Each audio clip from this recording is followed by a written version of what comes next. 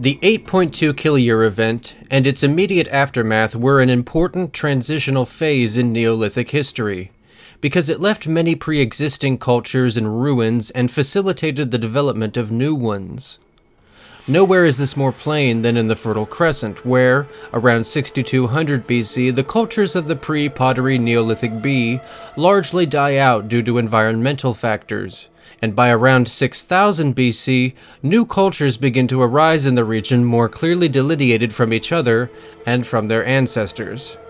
Over the following centuries, new ideas were introduced to the region, such as new construction methods, heavier irrigation ditches for agriculture and flood control, and a new breed of wheat that could withstand hardier climates. But the most representative development of this period is the first great flourishing of true ceramic pottery, and it is for this reason that the period is known as the Pottery Neolithic. Four of the most prominent cultures of this period were the Halaf culture, the Hassuna culture, the Samara culture, and the Ubaid or Eridu culture. The Halaf culture began with a site known as Tel Sabi Abiad. This was a relatively large town of about 2,000 to 3,000 people, indicating a proto-chiefdom with some degree of local dominion over smaller, adjacent tribal villages. It had begun during the pre-Pottery Neolithic B and reached its height around 6500 to 6000 BC. It was at this site that the earliest true ceramics have been found. They were a development of existing technologies of that time, such as whiteware and dark burnished ware. Whiteware had been the first stage, a very fragile form of proto-pottery made from crushed limestone pieces, powdered with pestles, molded into a plaster, and shaped by hand before being either pit-fired or baked in an earthen oven. Secondly, dark burnished ware was developed by gradually adding larger and larger amounts of sand, mud, and clay into the plaster. This tended to increase the durability whilst considerably reducing the beauty of the finished product. Then, perhaps during the early 6000s BC, a third and final step was taken at Tel Sabi Abiad, whose potters decided they could remove the lime plaster from the product entirely, and create vessels made entirely out of sturdy local clays, mud, and animal dung. Since there were no wheels yet, the vessels would have been largely made by using the coiling method, before being baked hard in kilns. The result was a relatively strong and smooth product that could be easily painted or embedded with designs. By 6200 BC, ceramic pottery was a strong local workshop industry, and it was gradually introduced throughout the region. After the 8.2 kiloyear event, however, this settlement underwent radical change. Rather than registering a massive population decrease like most sites of the time and of the region, Tel Sabi Abiad shows a flourish of new developments, including clay seals and stamps indicating property ownership and more strict food control. Clay tokens for accounting purposes abound around this time. Massive new storehouses were built, as well as beehive tombs for burying important individuals. These tombs were semi-subterranean structures, very labor-intensive to build and made from stone and mud bricks. Along with the stamp seals, the tombs are an almost definitive indication of the existence of chieftains and/or high priests, organizing labor corvées. This was the state of things when, around 6000 BC, the town was destroyed by fire. It was abandoned in the centuries immediately thereafter, but was sporadically occupied in later periods. Its legacy, however, could be felt in the surrounding region, including a number of sites that housed more than 1,000 people each, such as Tel Halaf itself, as well as Tel Brak, Tel Arpachiya, and Gara Tepe. These sites thrived on a robust knowledge of plant and animal domestication. They herded cattle, sheep, and goats, penned pigs, and had well-trained dogs, and the hides of these animals were used to make leather. They cultivated emmer wheat, einkorn wheat, barley, lentils, peas, and chickpeas, along with the bittervetch. Like their predecessors, they used clay tokens for accounting purposes and stamp seals to certify transfers of property. Houses and granaries were made out of stone and mud brick, Burial ranged from cremation to small graves to, occasionally, beehive tombs. The graves and tombs of chiefs were, of course, larger and more adorned with expensive grave goods difficult to procure or manufacture, such as gold foil or ivory hair combs, both of which were found in tombs at Gara-Tepe.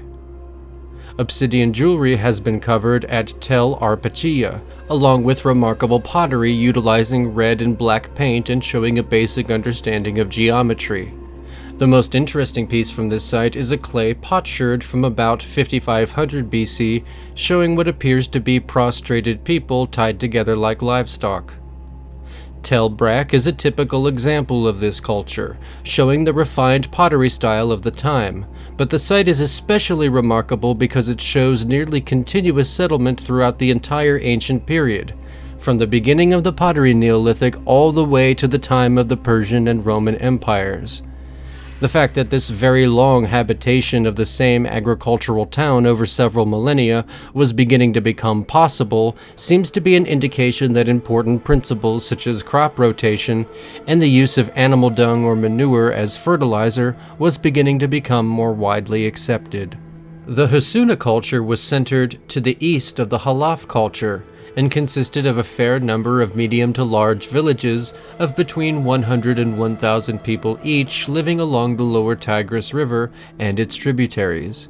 The largest villages included Tel Hassuna itself, as well as Jarmo and Tel Shemshara, located in places of strategic importance from which they exercised some degree of local authority. Major crops include the same cereals and pulses which by now had become ubiquitous in the Fertile Crescent. In addition, they seem to have had access to a large number of local acorns, pistachios, and carob. Their tools were of flint, obsidian, bone, and wood. Special grave goods included bone necklaces, beads, and fertility idols carved from local stone. The similarities between the Halaf and Hassuna cultures are many, but their pottery styles serve to distinguish them. Tel Arpachiyya and Gara-Tepe, despite being located by the Tigris, are assigned to the Halaf culture due to their pottery. Hassuna's pottery was distinguished by a lighter, cream-colored ware, often finely painted with black paint, sometimes featuring embedded designs. Over time, there was a gradual tendency to thicken the walls of pots and to decrease the amount of dung used in the process, until, by about 5500 BC, the dung was eliminated entirely, being replaced by the more lightly colored clay product utilizing vegetable resin as a temper.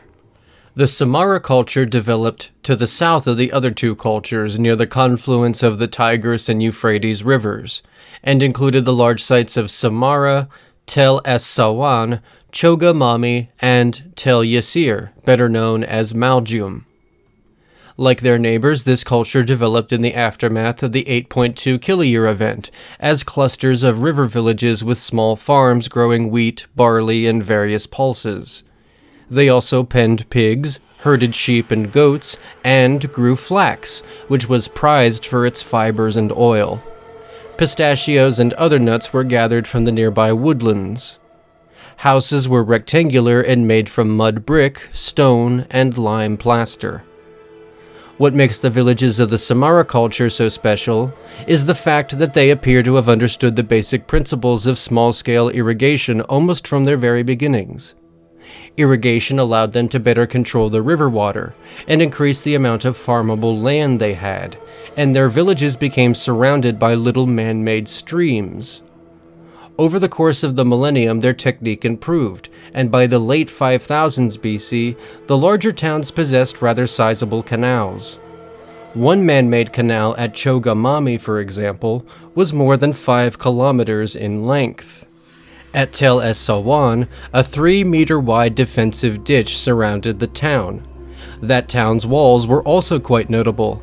Most towns in this time period, if they had any walls at all, had stockade walls made from wooden palisades, but the walls of Tel Es-Sawan were made from mud bricks reinforced by rammed earth. The necessity to compel the local people to build such things can be easily imagined.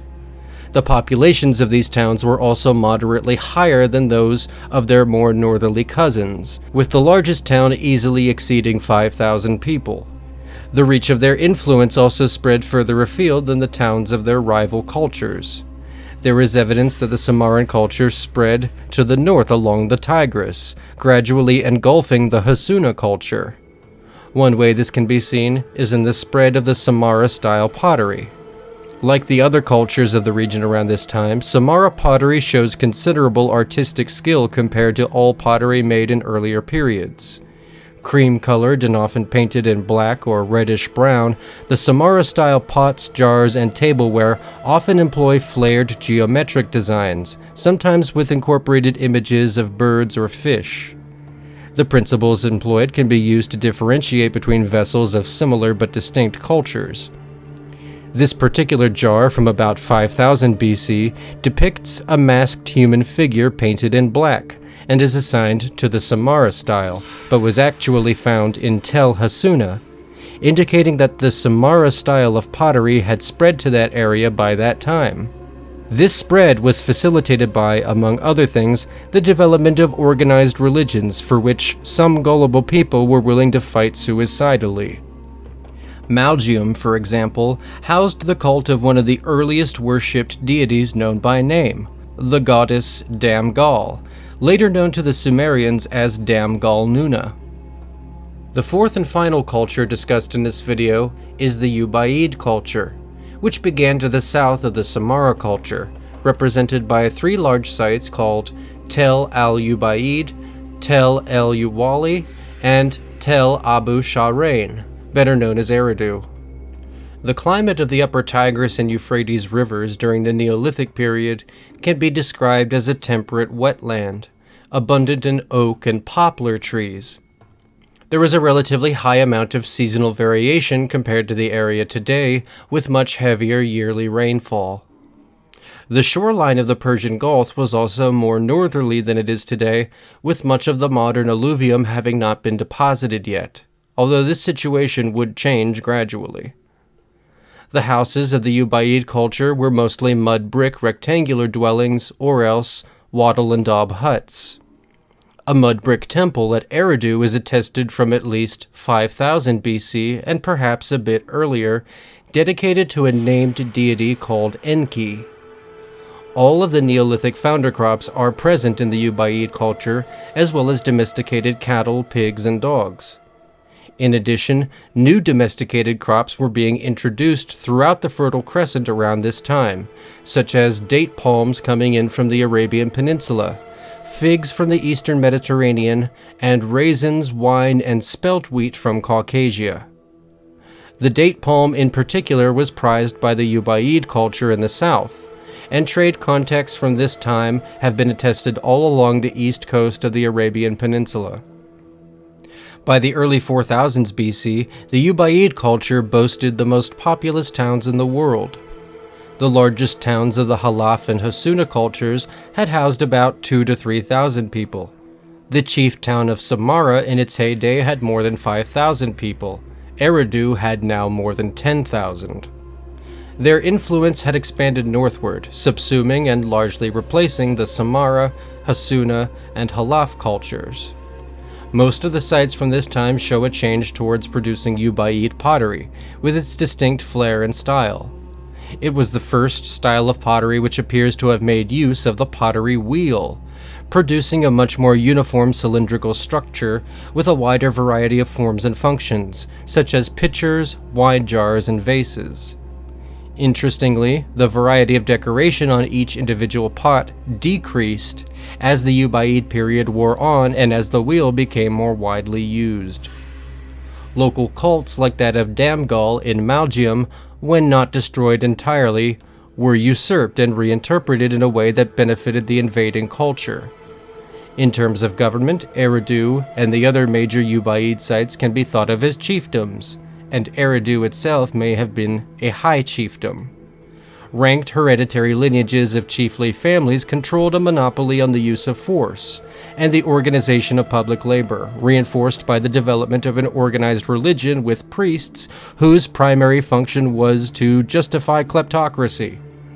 By 4500 BC, this way of life had become dominant in the Fertile Crescent.